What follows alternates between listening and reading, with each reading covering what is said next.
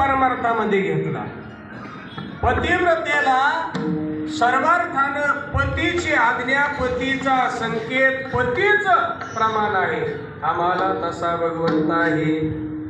पण कधी कधी समाजामध्ये जास्त परीक्षा पाहणाऱ्या संबंधाकडे लोक दुर्लक्ष करतात, कारण स्वार्थ पिपासू वृत्ती वाढली. आणि त्यामुळे तुकोबरायांनी दुसरा दाखला धनपिपासू वृत्तीचा दिला.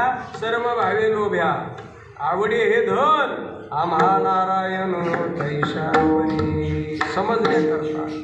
मग खरं तर काय आहे महाराज, आपण सगळ्या पतिव्रताच आहोत बरं का.